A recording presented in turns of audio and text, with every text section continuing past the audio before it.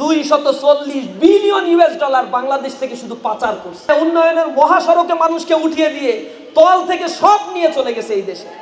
বাংলাদেশ ইসলামী ছাত্র শিবিরের secretary general Nurul Islam Saddam বলেছেন, বাংলাদেশে যখনই কোনো যৌক্তিক আন্দোলন হয়েছে তখনই ইসলামী ছাত্র শিবিরের নেতাকর্মীরা বুকের তাজা রক্ত ঢেলে দিয়েছে। এজন্য আওয়ামী লীগ মনে করেছিল এদের নিষিদ্ধ করা ছাড়া দ্বিতীয় আর কোনো রাস্তা খোলা নাই, তাই জামায়াতে ও ছাত্র শিবিরকে তারা নিষিদ্ধ করেছিল। রোববার বিকেলে চাঁপাইনবাবগঞ্জ পৌর পার্কে কুরআন দিবস উপলক্ষে ছাত্র গণজমায়েতে প্রধান অতিথির বক্তব্যে এসব কথা বলেন তিনি।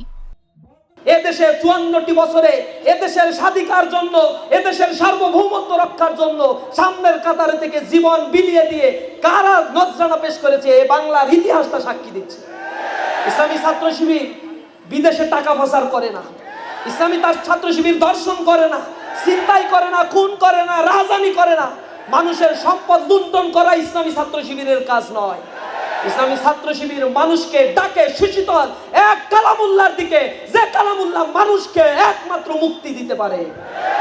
এই কথাগুলো যখন আমরা বলছি তখন কনস্পাইরেসি করে আমাদেরকেও ষড়যন্ত্র করে জেলে নেওয়া হয়েছে, হত্যা করা হয়েছে। নুরুল ইসলাম সাদ্দাম আরও বলেন, আওয়ামী লীগ এদেশের আলেম ওলামাদের জেলে ভরেছে, মাহফিলের ময়দানগুলোতে তারা আলেম ওলামাদের অপদস্থ করেছে, মাদ্রাসার শিক্ষা ব্যবস্থাকে ধ্বংস করেছে। কোরআনের পাখি আল্লামা দেলোয়ার হোসেন সাঈদীর কণ্ঠকে রোধ করার জন্য তাকে জুডিশিয়াল কিলিং এর মাধ্যমে জেলখানায় নিয়ে তাকে দিনের পর দিন সেখানে রাখা হয়েছে। সর্বশেষ কনস্পাইরেসি করে আল্লাহর ডাকে তিনি সাড়া দিয়ে চলে গিয়েছেন। এখানে শহীদ আলী হাসান মোহাম্মদ মুজাহিদ ভাই, আজকে শাহাদাত বার্ষিকী, আমাদের শহীদ মাওলানা মতিউর রহমান নিজামী থেকে শুরু করে ইসলামী ছাত্র শিবিরের প্রথম কেন্দ্রীয় সভাপতি মীর কাসেম আলী মিন্টুকে তারা শহীদ করেছে। তারা মনে করেছে প্রথম কয়েকটা নেতাকে হত্যা করলে জামাত ইসলামও শেষ, শিবিরও শেষ, এগুলা শেষ হয়ে গেলে শান্তি মতো যা চাই তাই করতে পারো। শান্তিতে কি কি করছে তা তো জানেনি, শ্বেতপত্রে প্রকাশ তো পেয়েছে। $240 বিলিয়ন বাংলাদেশ থেকে শুধু পাচার করছে। উন্নয়নের নামে, উন্নয়নের মহাসড়কে মানুষকে উঠিয়ে দিয়ে তল থেকে সব নিয়ে চলে গেছে এই দেশে। যুব শক্তিকে এরা সম্পদে পরিণত না করে এরা একটা দারিদ্রময়, দুর্ভিক্ষময় একটি রাষ্ট্র গঠনের কনস্পাইরেসি করেছে। দেশের যুব সমাজকে কারিগরি শিক্ষায় উন্নীত না করে তাদের মধ্যে রাজধানী, খুন খারাপি, চিন্তায়, দর্শনে এক অভয়ারণ্যে পরিণত করেছে, স্বর্গরাজ্যে পরিণত করেছে এই রাষ্ট্রকে।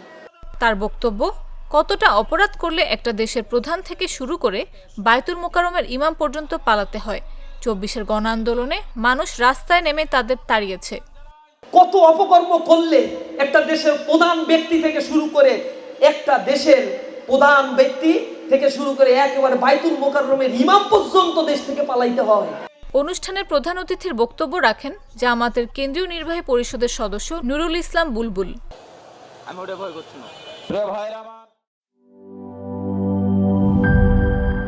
বান্ডেল থাকলে প্রতি সেনমানিতে টাকা বাঁচবে।